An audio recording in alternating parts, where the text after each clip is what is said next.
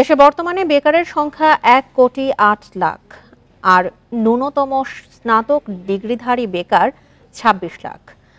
যে কোনো রাজনৈতিক পরিস্থিতিতে জনগণ ভালো না থাকলে এই পরিবারতন্ত্রের পরিবারগুলো খুবই ভালো আছে। তন্ত্র থাকলে এই দেশ থেকে জীবনেও প্রতিহিংসা যাবে না, কারণ এরা দেশের থেকে পারিবারিক স্বার্থকে বেশি প্রাধান্য দেয়, ফলে প্রতিহিংসার রাজনীতি চলতেই থাকে। সাথে পারিবারিক তন্ত্র বাদ দিলে যোগ্য নেতৃত্ব আসবে, দেশের অর্থনৈতিক, সামাজিক, রাজনৈতিক সব দিক দিয়ে দেশ ঐক্যবদ্ধ থাকবে। সবাইকে বেকার করে রাজনীতি করবেন, মানে যত বেকার হবে তত আপনাদের পিছনে লাইন ধরে স্লোগান করবে, এটা চান আপনারা? লক্ষ লক্ষ লোক বেকার হয়ে গেছে। এই লক্ষ লক্ষ লোক বেকার হওয়াতে বাংলাদেশে এখন আপনাদের চিন্তাই বেড়ে গেছে। এই যদি আমার ইন্ডাস্ট্রি এখানে বন্ধ হয়ে যায়, এই 12,000 লোকের কত লোক এখানে সন্ত্রাসী হয়ে যাবে কল্পনা করতে পারবেন না। মানুষের জীবন চালাতে পারবে না, এখানে লুটপাট শুরু করবে, দিনে দুপুরে দেখা যাবে ডাকাতি শুরু করে দিছে। যখন মানুষের কাজ থাকবে না, ক্ষুধা থাকবে, তখন মানুষ কিনা করবে, কি করবেন?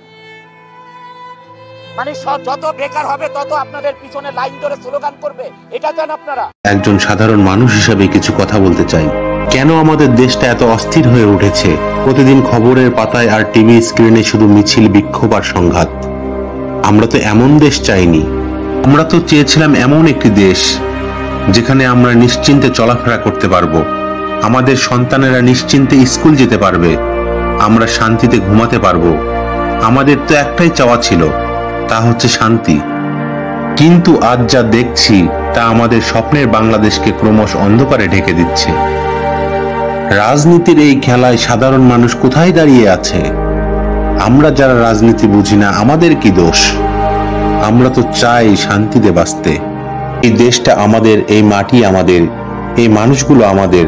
আমরা সবাই এ দেশের সন্তান, তবে কেন আমরা শান্তিতে বাঁচতে পারছি না? আসুন আমরা সবাই সংঘাত ভুলে যাই, সবাই মিলে এ দেশটাকে আবার শান্তির পথে ফিরিয়ে আনি।